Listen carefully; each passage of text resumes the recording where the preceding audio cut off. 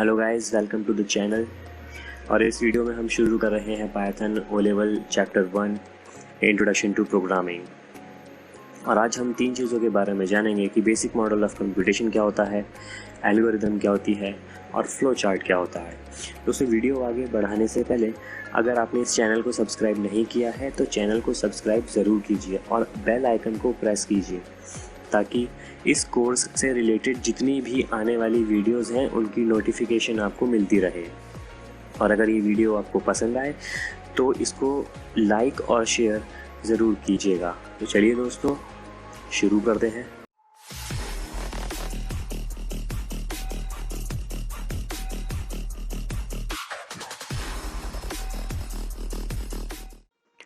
तो दोस्तों, पहला टॉपिक है बेसिक मॉडल ऑफ कंप्यूटेशन। जानते हैं इसके बारे में। It can be considered as a program to solve a problem in a step by step order.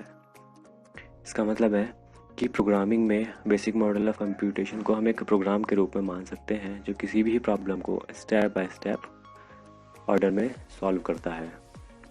जैसा कि आप इस पर्सन को देख रहे होंगे इस इमेज में, इसकी प्रॉब्लम ये है कि इसको इस पोजीशन पर जाना है और अब ये इस पोजीशन पर है। तो इस पोजीशन पर जाने के लिए इसको इन सीढ़ियों को एक एक करके पार करना होगा, तभी ये यहाँ पर पहुँच पाएगा, जिससे इसकी प्रॉब्लम सॉल्व हो जाएगी। तो सेम यही आइडिया हम प्रोग्रामिंग में इस्तेमाल करते हैं।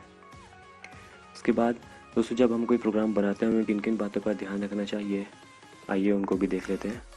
दोस्तों, पहला है what will be the output. जब हम कोई प्रोग्राम बनाते हैं तो हमें पता होना चाहिए कि हमें क्या आउटपुट लाना है उस प्रोग्राम से। दूसरा है declare variables and import necessary resources. दोस्तों, जो वेरिएबल्स और रिसोर्सेज हैं ये आपको आने वाले वीडियोस में पता चलेगा। इनको ऐसे समझिए कि इनको भी लिखना हमें ज़रूरी होता है प्रोग्राम में, इनके बिना प्रोग्राम हमारा नहीं चलेगा। उसके बाद है प्रॉपर सिंटैक्स। दोस्तों, आप कोई भी प्रोग्रामिंग लैंग्वेज की बात करें, चाहे वो सी हो, जावा हो या पाइथन हो, हर किसी का एक अपना सिंटैक्स होता है। प्रोग्रामिंग या कोडिंग लिखने का एक तरीका होता है, तो हमें उसी को फॉलो करना चाहिए। इसमें इतना ही, देखते हैं अगली स्लाइड में। इसके बाद दोस्तों दूसरा टॉपिक आ जाता है what is an algorithm. Algorithm क्या है? Sequence of steps that transforms input into output. मतलब ऐसे सीक्वेंस जो किसी इनपुट को आउटपुट में कन्वर्ट कर देते हैं, वो एल्गोरिदम कहलाती है। जैसा कि आप देख सकते हैं, अगर हम रियल वर्ल्ड की बात करें, वास्तविक दुनिया की, तो हमने एक एग्जांपल लिया है जिसमें हम मैगी बना रहे हैं। अब मैगी बनाने के लिए ये सारे स्टेप्स हैं, अगर आप इनको फॉलो करेंगे तो आप मैगी बना सकते हैं। दोस्तों, ये बिल्कुल सिंपल लैंग्वेज में लिखी होती है एल्गोरिदम, इसीलिए बहुत आसान होती है समझने में। दूसरा एग्जांपल जो है दोस्तों, वो हमने प्रोग्रामिंग में लिया है। हमने 2 नंबर को ऐड करा है। आप देख सकते हैं कि यहाँ पे रीड ए बी। दोस्तों, ये ए और बी वेरिएबल हैं, इसमें हम रीड कर रहे हैं, यूज़र से वैल्यू ले रहे हैं। उसके बाद इन दोनों को प्लस करके हमने एक तीसरे वेरिएबल में डाल दिया। उसके बाद उसको हम राइट कर रहे हैं स्क्रीन पर यूज़र को दिखाने के लिए। तो दोस्तों, सिंपल एल्गोरिदम्स होती है। ये स्टेप्स लिखे होते हैं किसी भी प्रॉब्लम को सॉल्व करने के लिए, और जो इनपुट को लेता है और उस पर प्रोसेसिंग करता है और फिर आउटपुट दिखाता है, ये दोस्तों एल्गोरिदम होती है। उसके बाद दोस्तों आगे देखते हैं। आगे दोस्तों advantages and disadvantages of N algorithm. तो दोस्तों पहले एडवांटेजेस देखते हैं। पहला है इजी टू अंडरस्टैंड। दोस्तों, क्योंकि ये इंग्लिश में लिखी रहती है, सिंपल इंग्लिश में, तो इसको समझना बहुत ही ज़्यादा आसान हो जाता है। दूसरा है independent of any programming language. दोस्तों, क्योंकि सिंपल इंग्लिश में लिखी रहती है तो इसमें कोई भी प्रोग्रामिंग लैंग्वेज नहीं होती। तीसरा है डेफिनेट प्रोसीजर। दोस्तों, एल्गोरिदम लिखने का एक डेफिनेट प्रोसीजर होता है, हमें उसे फॉलो करना होता है। अगर हम उसे फॉलो नहीं करते तो वो एल्गोरिदम नहीं मानी जाएगी। और आखिरी में है इजी टू डिबग। डिबग का मतलब होता है दोस्तों कि जो हमने प्रोग्राम बनाया है या एल्गोरिदम लिखी है और उसमें बग या एरर ढूंढना, वो डिबग कहलाता है। दोस्तों, आसानी से हम डिबग कर सकते हैं अपने एल्गोरिदम या प्रोग्राम को। उसके बाद दोस्तों डिसएडवांटेजेस देख लेते हैं। पहला है टाइम कंज्यूमिंग। दोस्तों, एल्गोरिदम लिखना बहुत ही टाइम कंज्यूमिंग होता है, क्योंकि हम सिंपल इंग्लिश में लिखते हैं और अगर हमारा प्रोग्राम बहुत बड़ा है तो उसके अलग अलग स्टेप्स लिखने में हमें बहुत टाइम लग जाएगा, इसलिए टाइम कंज्यूमिंग होता है। दूसरा है difficult to show branching and looping. दोस्तों, ब्रांचिंग का मतलब है कि एक पॉइंट के अंदर दूसरा पॉइंट, उस पॉइंट के अंदर एक और पॉइंट, तो ये ब्रांचिंग होती है। और लूपिंग होता है कि अगर हम कोई टास्क या कोई स्टेटमेंट है उसको हमें बार बार कराना है तो वो लूपिंग होती है। तो दोस्तों ब्रांचिंग और लूपिंग दिखाना एल्गोरिदम में बहुत ही डिफ़िकल्ट होता है। उसके बाद आखिरी में है दोस्तों, big task are difficult to put in an algorithm. इसका मतलब है दोस्तों कि जो हमारे प्रोग्राम बहुत ही बड़े होते हैं उनको एल्गोरिदम में लिखना बहुत ही ज़्यादा मुश्किल हो जाता है। तो दोस्तों इसमें इतना ही, आगे देखते हैं। उसके बाद है दोस्तों 3 control structures of N algorithm. एक एल्गोरिदम 3 तरीके से लिखी जा सकती है। पहला है सीक्वेंशियल, बिल्कुल सीधा सीधा तरीका। और एक और बात दोस्तों, एल्गोरिदम जो है वो टॉप टू बॉटम अप्रोच में चलती है, ऊपर से शुरू होगी नीचे तक जाएगी, इसलिए हमने स्टार्ट ऊपर लिखा है, स्टॉप नीचे लिखा है, उसके बीच में सारी की सारी स्टेटमेंट्स लिखी हैं। तो ये है सीक्वेंशियल, सीधा टॉप टू बॉटम। उसके बाद आता है डिसीजन या कंडीशनल। डिसीजन या कंडीशनल में हम डिसीजन लेते हैं या कोई कंडीशन होती है उसे चेक करते हैं। ये बिल्कुल सीक्वेंशियल की तरह ही होती है, लेकिन इसमें एक डिसीजन और ऐड हो जाता है। हम इसमें डिसीजन लेते हैं कि कोई कंडीशन हमारी ट्रू है या फॉल्स है। अगर ट्रू है तो उसका एक अलग आउटपुट आएगा और अगर फॉल्स है तो उसका एक अलग आउटपुट आएगा। जैसे कि आप इस बॉक्स में देख सकते हैं, इस बॉक्स में जो लिखा हुआ है वो एक कंडीशन है, check which number is bigger. अब हम उस नंबर को चेक कर रहे हैं तो वो नंबर छोटा भी हो सकता है और बड़ा भी हो सकता है। अगर वो नंबर बड़ा होता है तो हम उसे डिस्प्ले कर देंगे। उसके बाद आता है दोस्तों इटरेटिव या रिपीटेशन। दोस्तों ये लूप वाली बात आ जाती है इसमें। इटरेशन का मतलब वही होता है कि कोई काम बार बार कराना, रिपीटेशन भी वही होता है।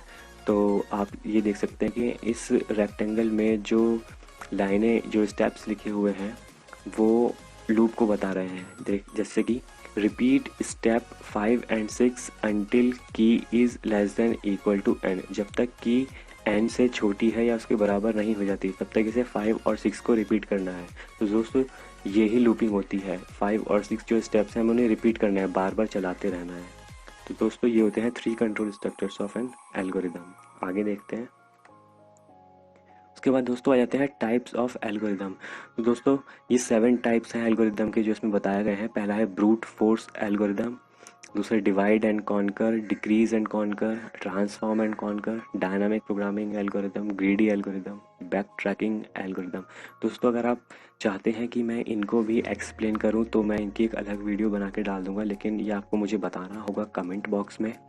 तो जितने ज़्यादा कमेंट आएंगे उतने ही अच्छी वीडियो मैं इस पर बनाऊँगा। तो आगे बढ़ते हैं। उसके बाद है दोस्तों what is flow chart. Flow chart क्या होता है? A flow chart is a graphical representation of N algorithm with the help of different symbols, shapes and arrows. इसका मतलब है दोस्तों जो अभी हमने एल्गोरिदम पढ़ी है, अगर हम उसका ग्राफिकल रिप्रेजेंटेशन कर दें, अगर हम उसे पिक्टोरियल फॉर्म में दिखा दें, एक पिक्चर में दिखा दें सिंबल्स, शेप्स और एरोज की मदद से, तो वो फ्लो चार्ट बन जाता है। होती ये भी एल्गोरिदम ही है, लेकिन हमने इसमें सिंबल्स, शेप्स और एरोज को इंक्लूड कर दिया है, तो ये एक फ्लो चार्ट बन जाता है। अब दोस्तों इसके अलग अलग सिंबल्स, शेप्स होते हैं, उनको समझ लेते हैं। दोस्तों सबसे पहला है टर्मिनल। दोस्तों टर्मिनल जो है वो फ्लो चार्ट के स्टार्टिंग में और एंड में होता है। हमें बताता है कि हमारा फ्लो चार्ट कहाँ से स्टार्ट हो रहा है और कहाँ पे एंड हो रहा है। इसकी जो शेप होती है वो एलिप्स होती है या ओवल होती है। उसके बाद है दोस्तों इनपुट या आउटपुट। दोस्तों ये रोम्बस टाइप जो है ये इनपुट या आउटपुट दर्शाता है। हम इसमें इनपुट भी लेते हैं और इसमें आउटपुट भी दिखाते हैं। जैसे कि ये वाला जो बॉक्स है ये इनपुट ले रहा है, रीड ए बी, ये ए और बी की वैल्यू रीड कर रहा है, और ये वाला जो बॉक्स है ये प्रिंट कर रहा है, ये आउटपुट दिखा रहा है सी को। तो एक इनपुट के लिए, एक आउटपुट के लिए। उसके बाद है दोस्तों प्रोसेसिंग। दोस्तों सिंपल रेक्टेंगल बॉक्स होता है, इसमें हम प्रोसेसिंग दिखाते हैं, जो भी हमें कैलकुलेशन करनी होती है वो हम इसी बॉक्स में करते हैं। दोस्तों इनके अलावा एक और बॉक्स होता है डिसीजन बॉक्स। ये डायमंड शेप में होता है, हम इसमें डिसीजन लेते हैं। इसके 2 आउटपुट आते हैं, एक ट्रू का और एक फॉल्स का। तो हम यहाँ पे कंडीशन चेक कर रहे हैं कि A, if A is greater than B, अगर ए बड़ा है तो यहाँ पे प्रिंट ए करेगा और फिर प्रोग्राम को एंड कर देगा, और अगर बी बड़ा है तो यहाँ बी को प्रिंट करेगा और यहाँ से सीधा आके इस प्रोग्राम को एंड कर देगा। तो या तो ए प्रिंट होगा अगर ए बड़ा होगा, या फिर बी प्रिंट होगा। तो 2 ही आउटपुट आते हैं और दोनों में से एक ही एग्जीक्यूट होता है। तो दोस्तों ये होता है फ्लो चार्ट। आई होप आपको समझ में आया होगा। आगे बढ़ते हैं। उसके बाद दोस्तों advantages and disadvantages of flow chart है, इनको भी देख लेते हैं। तो पहले एडवांटेजेस देख लेते हैं। पहला है flow chart are easier to understand compare to algorithms. दोस्तों क्योंकि एल्गोरिदम जो है वो सिंपल इंग्लिश में लिखी रहती है, हमें उसे पढ़ना होता है, लेकिन जो फ्लो चार्ट होता है वो उसमें शेप्स बनी होती हैं और बहुत कम डेटा लिखा रहता है और बिल्कुल टू द पॉइंट डेटा लिखा रहता है, तो इसलिए हमें वो बहुत जल्दी समझ में आ जाता है। उसके बाद दूसरा है it helps us to understand logic of given problem.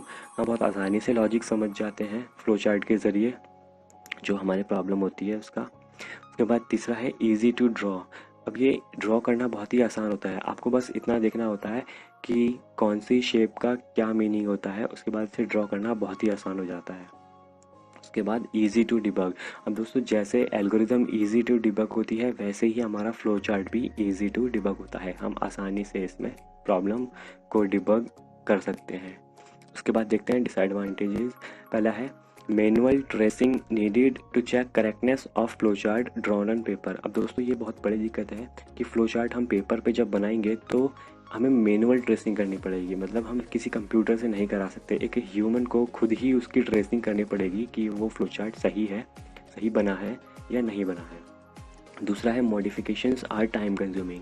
अब दोस्तों अगर एक बार हमने अपना फ्लो चार्ट बना लिया और उसके अंदर बाद में हम कोई मॉडिफिकेशन कर रहे हैं तो दोस्तों उसमें बहुत टाइम लग जाता है, बहुत एडजस्टमेंट करनी पड़ती है, बहुत ही ज़्यादा टाइम कंज्यूमिंग हो जाता है। तीसरा है complex programs make flow chart complex and clumsy. का मतलब ये है कि अगर हमारा प्रोग्राम बहुत ही कॉम्प्लेक्स है, उसमें हमने बहुत सारे लूप्स या बहुत सारी डिसीजंस इंक्लूड करे हैं, तो वो बहुत ही कॉम्प्लेक्स हो जाता है फ्लो चार्ट बनाने के लिए, तो ये भी इसका एक डिसएडवांटेज है। तो आई होप दोस्तों ये आपको समझ में आया होगा। तो दोस्तों यहाँ पे ये तीनों टॉपिक हमारे ख़त्म हो जाते हैं। तो आपने अगर अभी तक चैनल को सब्सक्राइब नहीं किया है तो चैनल को सब्सक्राइब कर लीजिए, बेल आइकन को प्रेस कर दीजिए ताकि इस कोर्स से रिलेटेड आने वाली वीडियोस जितनी भी है उसका नोटिफिकेशन आपको मिलता रहे, आप कोई भी वीडियो मिस ना कर पाएँ, आपका सिलेबस ना छूटे। और अगर दोस्तों आपको ये वीडियो पसंद आई हो तो लाइक और शेयर ज़रूर कीजिएगा।